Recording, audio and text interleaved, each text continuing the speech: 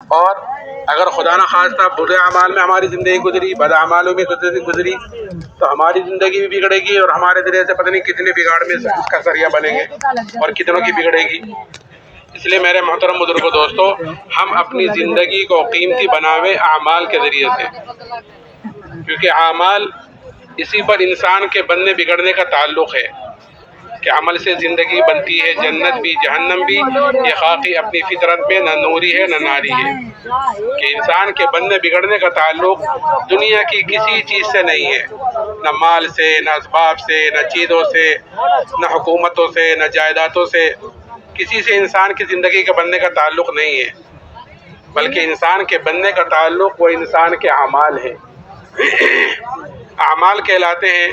کہ انسان 24 گھنٹے جو کام کرتا ہے، صبح سے شام تک جو بھی کام کرتا ہے، کھانا پینا، کمانا، خرچ کرنا، دیکھنا سننا، چلنا، دعوت دینا، شادی بیاہ، تجارت،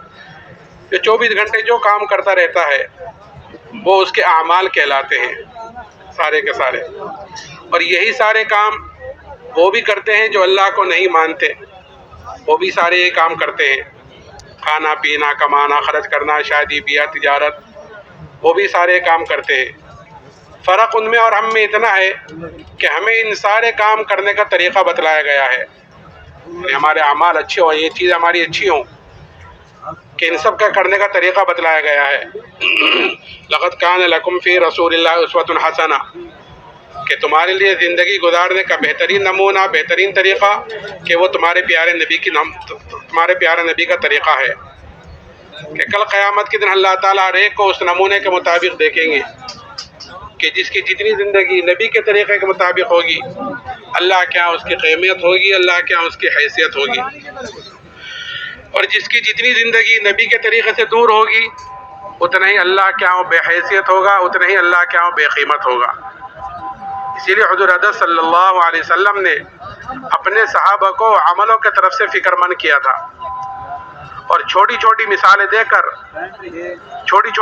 دے کر اعمال کی طرف سے فکر مند کیا تھا،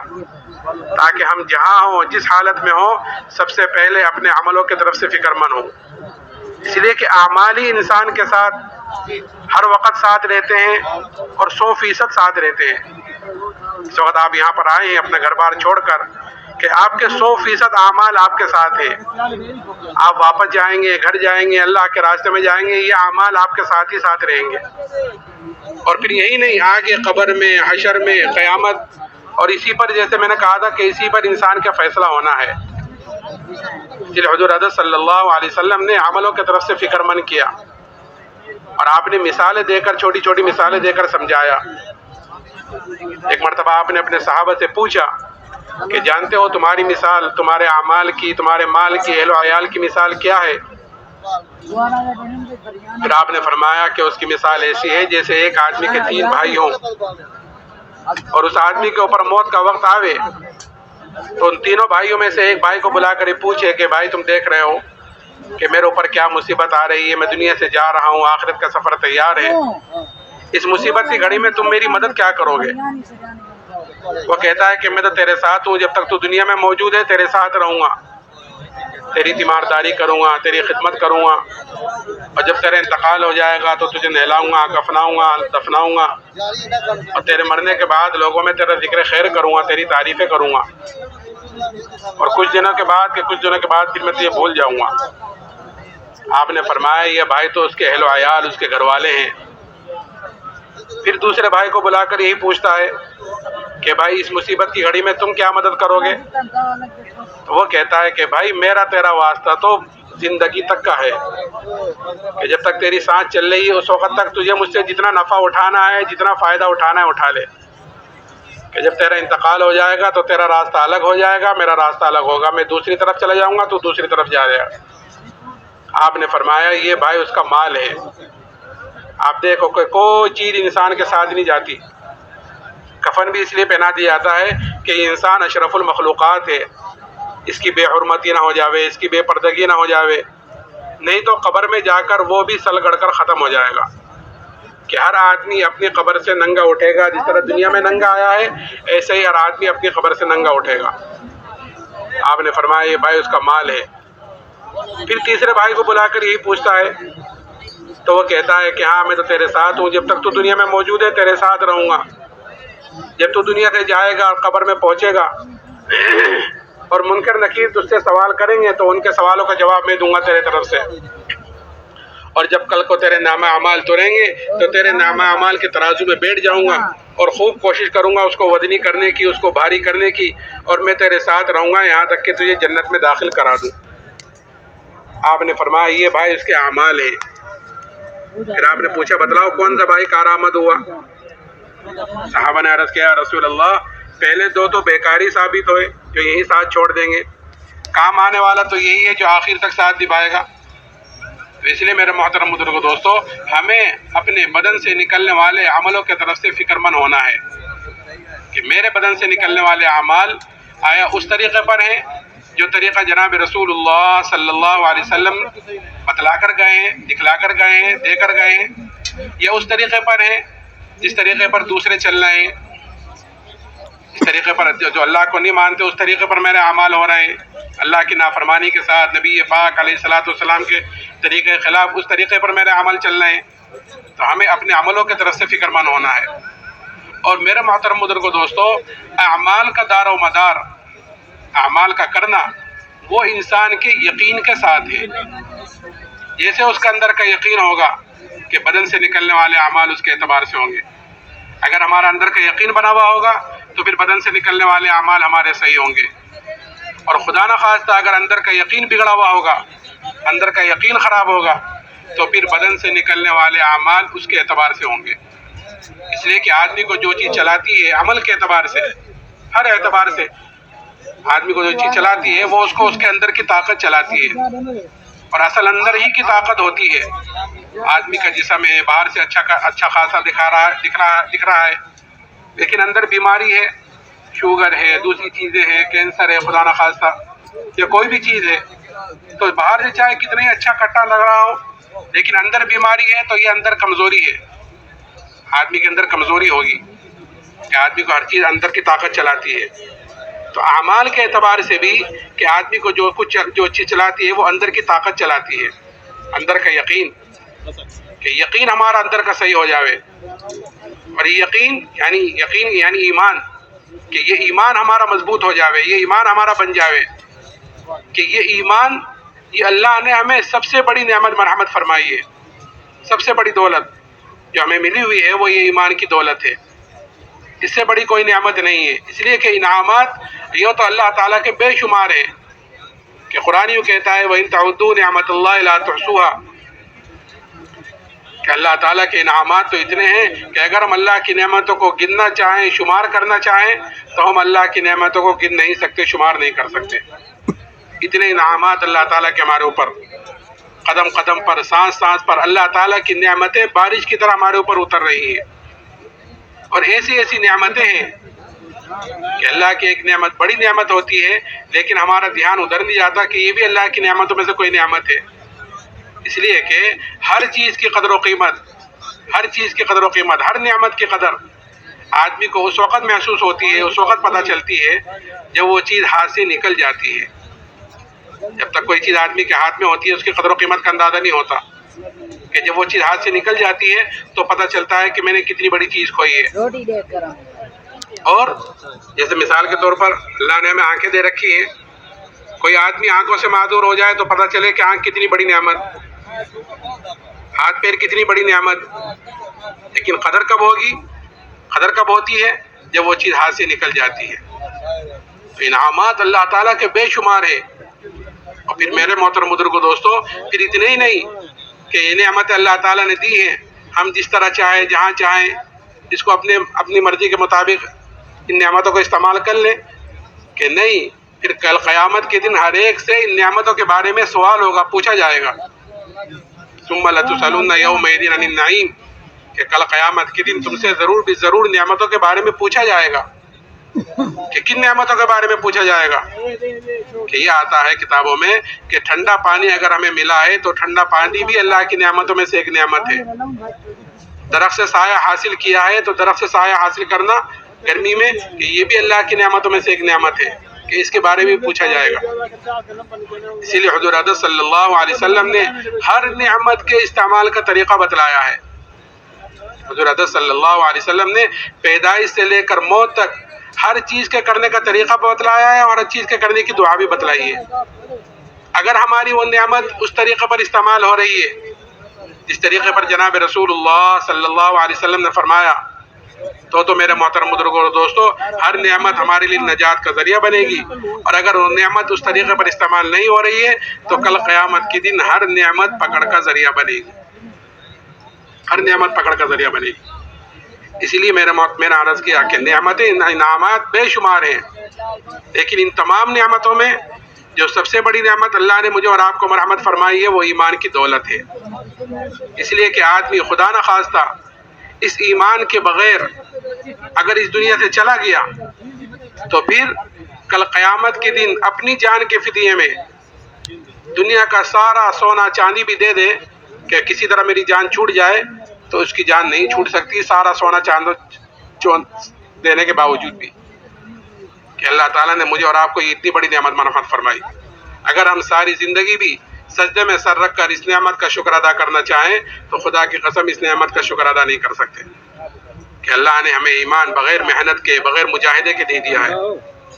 لیکن آج ہمارے اندر سے اس ایمان کی قدر و قیمت مسلمانوں کے اندر سے نکل گئی ہے۔ اس لیے آپ دیکھیں کہ مسلمان جتنا سستا آج ہوا ہے مسلمان، کہ اس سے پہلے کبھی نہیں ہوا۔ کیوں؟ اس لیے کہ مسلمان نے اپنی قدر و قیمت کو کھو دیا ہے،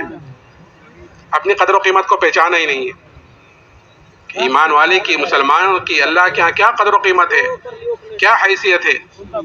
وہ جناب رسول اللہ صلی اللہ علیہ وسلم نے بتلائی ہے کہ کیا حیثیت، کیا قدر ہے اللہ کے ہاں میری اور آپ کی۔ کہ یہ قدر ہے کہ جب تک ایمان والا، ایک بھی مسلمان نہیں اللہ اللہ کہنے والا اس دنیا میں موجود رہے گا، اللہ تعالیٰ اس سات و زمین آسمان کے نظام کو باقی رکھے گا ایک ایمان والے کی وجہ سے۔ کہ اللہ کیا میرے اور آپ کی قدر ہے کہ اس وقت تو کتنے مسلمان ہیں پوری دنیا میں، کہ سب دنیا سے چلے جاویں اور ہم میں سے ایک باقی رہ جاوے تو ہماری ایک کی وجہ سے اللہ تعالیٰ اس سات و زمین آسمان کے نظام کو باقی رکھے گا۔ یہ قدر ہے اللہ کے ہاں ہمارے ایمان کی وجہ سے ہماری، اور قیمت کہ اگر رائے کے دانے کے برابر ایمان کو بچا کر لے گئے تو اللہ تعالیٰ اس دنیا سے 10 گنی بڑی جنت مرحمت فرمائے گا۔ اب جس کا ایمان جتنا اونچا ہوگا، جس کا ایمان جتنا اعلیٰ ہوگا، کہ کل قیامت کے دن اس کی اتنی بڑی جنت ہوگی۔ یہ اللہ نے میرے محترم بزرگوں دوستو یہ جو دعوت و تبلیغ والا ہمیں کام دیا ہے کہ یہ اپنے ایمان کو بنانے کے لیے، اپنے اندر کے یقین کو بنانے کے لیے کہ آدمی جب اللہ کے راستے میں نکلتا ہے، اللہ کی بڑائی کو بولتا ہے، سنتا ہے، چلے 4 مہینے میں، 7 مہینے میں، سال میں، ہر وقت اللہ کے گھر میں رہتا ہے، بڑائی کو بولتا ہے، اللہ کی اس کی بڑائی کو سنتا ہے، اسی کی دعوت دیتا ہے، اسی کو سوچتا ہے، تو پھر اللہ سے ہونے کا یقین اندر پیدا ہوتا ہے، وہ ایمان بنتا ہے۔ کہ جب ایمان بنتا ہے تو پھر بدن سے نکلنے والے اعمال صحیح ہوتے ہیں۔ تو یہ چیز حضور حضرت صلی اللہ علیہ وسلم نے اپنے صحابہ کے اندر اتاری تھی کہ ایمان کی قدر و قیمت، اور صحابہ کے اندر یہ ایمان کی قدر و قیمت ایسی اتری کہ پھر صحابہ نے اس ایمان کے لیے ہر تکلیف کو، ہر مشقت کو، اور جو بھی آفت، جو حالات صحابہ پر آئے ہیں صحابہ نے اس کو برداشت کیا ہے۔ اس لیے کہ آدمی کے اندر جب کسی چیز کی قدر و قیمت اتر جاتی ہے، کسی بھی چیز کی، تو آدمی اس کے لیے کہ اپنی ساری چیز جھونک دیتا ہے، اپنی جان، اپنا مال کہ اس کے پیچھے لگا دیتا ہے جس چیز کی قدر و قیمت اندر اتر جاتی ہے، اور اس چیز کے لیے ہر تکلیف اور ہر مصیبت کو برداشت کرتا ہے۔ جیسے ہمارے اندر کہ مال کی، دنیا کی قدر و قیمت ہے تو ہم اس کے لیے کہ ہر تکلیف کو برداشت کرتے ہیں، ہر مصیبت کو برداشت کرتے ہیں، گرمی ہو، سردی ہو، سمجھ رہے، اپنے راحت آرام کو بھی آگے پیچھے کرتے ہیں، ملازمت پر جاتے ہیں، دکانوں پر جاتے ہیں، اور بعض لوگ تو ایسے ہیں کہ اپنا ملک چھوڑ کر دوسرے ملکوں میں جاتے ہیں اور سالوں ملکوں میں رہتے ہیں، دوسروں میں جا کر اکیلے، نہ وہاں بھائی ہے، نہ بہن ہے، نہ ماں باپ ہے، نہ بیوی بچے ہیں، ایک کمرے میں 4-4 5-5 گھسے ہوئے ہیں، رہتے ہیں، پڑے ہوئے ہیں وہاں۔ کیوں؟ کیونکہ قدر و قیمت اندر اتری ہوئی ہے، آدمی فکر میں ہے کمانے کے، آگے کمانے کے، ساری چیزیں اس کے اندر ہیں، وہاں پڑے رہتے ہیں. کیوں؟ کیونکہ قدر و قیمت اندر ہے. تو صحابہ کے اندر یہ ایمان کی قدر و قیمت اتری تھی. تو صحابہ نے اس ایمان کے لیے کہ ہر تکلیف کو، ہر مشقت کو برداشت کیا. ہم لوگ صحابہ اکرام رضی اللہ عنہ اجمعین کے قصے کہ سنتے رہتے ہیں تعلیم کے حلقوں کے ذریعے سے. لیکن میرے محترم بزرگوں دوستو، یہ حلقوں میں بیٹھ کر تعلیم کے، صحابہ کے قصوں کو سننا، یہ صرف سننے سنانے کے حد تک نہیں ہے کہ ہاں الحمدللہ 2 گھنٹے 2.5 گھنٹے تعلیم ہوئی ہے کہ اس میں بیٹھ گئے کام پورا ہو گیا. کہ نہیں، یہ قصے اس لیے سنائے جاتے ہیں تاکہ ہم ان قصوں سے اثر لینے والے بنے اور اثر لے کر ان کے مطابق اپنی زندگی کو ڈھالنے والے بنے، ان کے مطابق اپنی زندگی کو چلانے والے بنے. صحابہ کے قصے ہیں. ایک صحابی ہے حضرت خباب بن ارد رضی اللہ تعالیٰ عنہ. ان سے حضرت عمر رضی اللہ تعالیٰ نے پوچھا کہ خباب، ان تکلیف کی تفصیل بتلاؤ جو ایمان کی وجہ سے تم پر آئی ہے، جو حالات، جو مصیبتیں تم پر ایمان کی وجہ سے آئی ہیں، ذرا ان کی تفصیل تو بتلاؤ. تو حضرت خباب نے فرمایا کہ امیر المومنین آپ ذرا میری کمر دیکھیں. جب کمر دیکھی تو حضرت عمر نے فرمایا اے خباب، ایسی کمر تو کسی کی نہیں دیکھی جیسی تمہاری ہے. حضرت خباب نے فرمایا امیر المومنین، مجھے تو آگ کے انگاروں پر لٹا کر گھسیٹا جاتا تھا اور میری چربی سے، میرے خون سے آگ بجھتی تھی. کہ کی وجہ سے؟ کہ ایمان کی وجہ سے. ایک عورت کے غلام تھے. جب اس کو یہ پتا چلا کہ جناب رسول اللہ صلی اللہ علیہ وسلم سے ملتے ہیں تو سریے کو گرم کر کر اس سے ان کے بدن کو داغ دیتی تھی سزا کے طور پر کہ یہ تو ایمان سے پھر جائیں، نہیں تو ان تکلیفوں کو برداشت کریں. لیکن کیونکہ ایمان کی قدر و قیمت اندر اتری ہوئی تھی، اس لیے ہر تکلیف کو، ہر مشقت کو انہوں نے برداشت کیا ہے.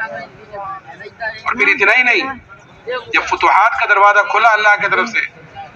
اس لیے کہ مومن کی علامت بتلائی گئی ہے کہ مومن کے اندر 2 علامتیں ہوتی ہیں. ایک تو ایمان والا جو عمل کرتا ہے، جو بھی کام کرتا ہے، نماز پڑھی، روزہ رکھا، حج کیا، زکوٰۃ دی، اللہ کے راستے میں نکلے، اللہ کے راستے میں نکل کر لوگوں کی کڑوی کسینی بھی برداشت کی، سردی گرمی کو برداشت کیا، اپنے راحت آرام کو آگے پیچھے کیا. جو بھی کام کرتا ہے، جو بھی عمل کرتا ہے ایمان والا، کہ وہ اس کا بدلہ دنیا میں نہیں چاہتا بلکہ اس کا بدلہ وہ آخرت میں چاہتا ہے. اس لیے کہ اس کو پتا ہے یہاں جو ملے گا وہ وقتی ملے گا اور تھوڑا ملے گا. کہ آخرت کے اعتبار سے تھوڑا اور وقتی کے موت تک، اور آخرت میں جو ملے گا کہ وہ دنیا سے بہت زیادہ ملے گا اور ہمیشہ کے لیے ملے گا. مومن اپنے نیک عمل کا بدلہ دنیا میں نہیں چاہتا، اور جو بھی کام کرتا ہے خیر کا، اچھا، کہ وہ اپنے اللہ کو راضی کرنے کے لیے. کوئی دیکھ رہا ہے، نہیں دیکھ رہا ہے، کوئی خوش ہے، نہ خوش ہے، کہ اس کو پرواہ نہیں ہے کہ میرا اللہ مجھ سے راضی ہو جاوے، یہی اصل ہے. اسی کی فکر میں لگا رہتا ہے. کوئی کچھ کہے کہ اس کو پرواہ نہیں. اسی لیے حضور اقدس صلی اللہ علیہ وسلم نے حضرت ابو ذر رضی اللہ تعالیٰ عنہ سے فرمایا تھا کہ اے ابو ذر، اللہ کے معاملے میں کسی ملامت کرنے والے کی ملامت کی پرواہ نہ کرنا. کہ میں اگر شاید رضی اللہ عنہ اجمعین اس پر رویا کرتے تھے کہ کہیں ہماری تکلیفوں کا، ہماری مشقتوں کا بدلہ کہیں ہمیں دنیا میں تو نہیں مل رہا ہے، کیونکہ ہمیں تو آخرت میں چاہیے. میرے محترم بزرگوں دوستو، جو ایمان اللہ نے صحابہ کو مرحمت فرمایا تھا، وہی ایمان اللہ نے مجھے اور آپ کو بھی مرحمت فرمایا ہے. فرق اتنا ہے کہ وہ اپنے ایمان کے اعتبار سے اعلیٰ درجوں پر تھے اور ہم اپنے ایمان کے اعتبار سے کمزور درجے پر ہیں کیونکہ ہم نے ایمان والی محنت کو چھوڑ دیا. یہ قصے سنائے جاتے ہیں تاکہ ہم ان قصوں سے اثر لیں کہ کیسی تکلیفیں، کیسی مشقتیں کہ اس ایمان کے لیے صحابہ نے برداشت کی ہے. اور جو چیز بھی ایمان کے مقابلے پر آئی ہے، جو چیز بھی ایمان کے مقابلے پر آئی ہے، حکومت ہو، چاہے مال ہو، چاہے اور کچھ ہو، کہ ایمان کے مقابلے پر آئی ہے کہ ایک طرف ایمان اس کی سفارش کرتے ہیں، اور اگر نعمتوں میں اللہ کو بھولتا ہے اور پھر کوئی حالات آتے ہیں، اس پر کوئی مصیبت آتی ہے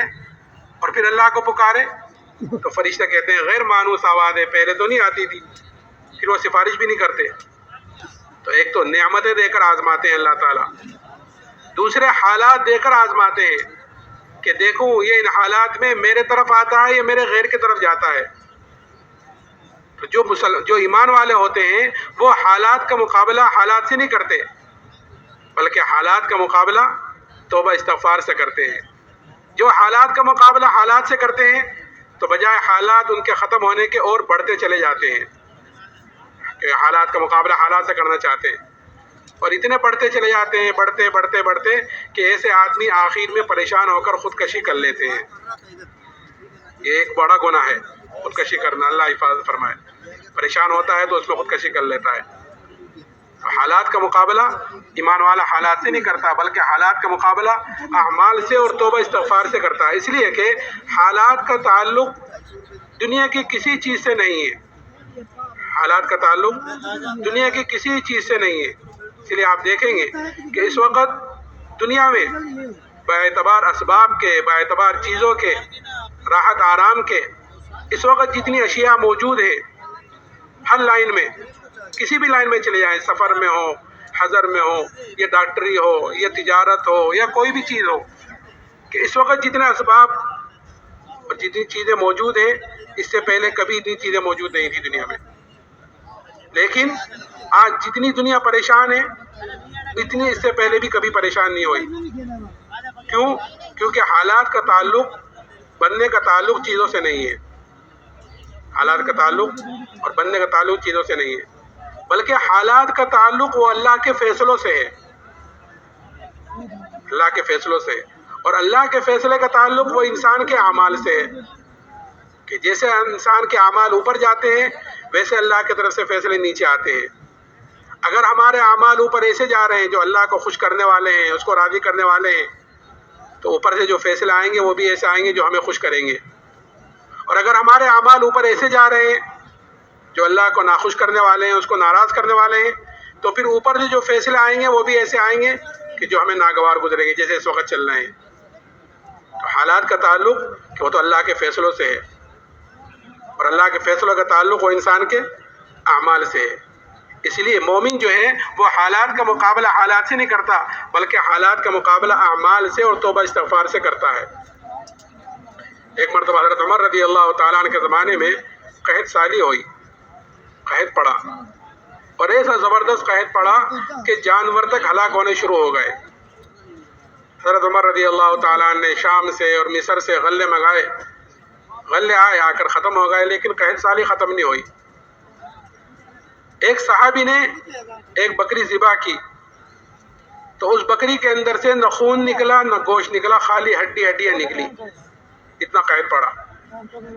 وہ صحابی روتے ہوئے سو گئے تو خواب میں زیارت کی جناب رسول اللہ صلی اللہ علیہ وسلم کی۔ آپ نے فرمایا کہ عمر سے میرا سلام کہنا اور یہ کہنا کہ تو بڑا عقل مند تھا، تجھے کیا ہوا؟ ایمان کی فراست عطا فرمائی تھی۔ تو یہ صحابی اٹھ کر حضرت عمر کی خدمت میں گئے اور جا کر اپنا پورا قصہ ذکر کیا، خواب کا تذکرہ کیا۔ تو حضرت عمر نے فوراً مشورے والوں کو جمع کیا۔ آدمی جو بھی کام کرتا ہے مشورے سے اگر کرتا ہے تو پھر وہ نادم شرمندہ نہیں ہوتا، اللہ تعالیٰ اس کی صحیح رہبری کرتے ہیں، بشرطے کہ مشورے دینے والے بھی اہل خیر میں سے ہوں، اغراض والوں میں سے نہ ہوں۔ مشورہ کرنا چاہیے، چاہے دین کا معاملہ ہو چاہے دنیا کا معاملہ ہو۔ تو فوراً مشورے والوں کو جمع کیا اور مشورے میں بات رکھی کہ ایک صحابی نے ایسا خواب دیکھا ہے۔ تو مشورے میں بات آئی کہ امیر المومنین جہاں سے بارش شروع کی ہے ہم اسی کی طرف رجوع کیوں نہیں کرتے؟ ہم غلے منگا رہے ہیں شام سے، مصر سے، اور قحط سالی تو اللہ کی طرف سے آئی ہے، تو ہم اللہ کی طرف رجوع کیوں نہیں کرتے کہ ہاں یہ چوک ہو رہی ہے؟ اور فوراً مدینے سے باہر گئے اور ابھی توبہ استغفاری کر رہے تھے کہ اسی وقت بارش شروع ہو گئی، کہ جب تک حالات کا مقابلہ حالات سے چل رہا تھا کہ وہ حالات بجائے ختم ہونے کے اور بڑھتے چلے جا رہے تھے، کہ جب حالات کا مقابلہ کہ توبہ استغفار سے کیا تو اللہ تعالیٰ نے حالات کو پلٹ دیا۔ آج بھی میرے محترم بزرگو دوستو، اس وقت چاروں طرف دنیا میں جو حالات ہیں اس کا واحد علاج یہی ہے کہ ہر انسان، ہر مسلمان اللہ کے طرف توبہ استغفار کرنے والا بنے۔ حالات آتے ہی اسی لیے وَلَنُذِيقَنَّهُم مِّنَ الْعَذَابِ الْأَدْنَىٰ دُونَ الْعَذَابِ الْأَكْبَرِ لَعَلَّهُمْ يَرْجِعُونَ، کہ ہم چھوٹے چھوٹے حالات لاتے ہیں، چھوٹی چھوٹی مصیبتیں، چھوٹے چھوٹے عذاب، بڑے عذاب سے پہلے آخرت کا ہے، کیوں؟ تاکہ لعلہم یرجعون، تاکہ میرے طرف رجوع کرنے والے بنے، اللہ کی طرف ہم توبہ استغفار کریں اور اپنی طرف سے بھی توبہ استغفار کریں۔ اور کیونکہ ہر امت ہی پوری امت کا ذمہ دار ہے، اس لیے ہم سب کے طرف سے، پوری امت کی طرف سے توبہ استغفار کریں۔ کہ اللہ جس عالی مقصد کے لیے تو نے امت کو وجود بخشا تھا کہ اس نے منہ پھیرا ہے، ہم اپنی طرف سے بھی اور پوری امت کی طرف سے تجھ سے معافی مانگتے ہیں۔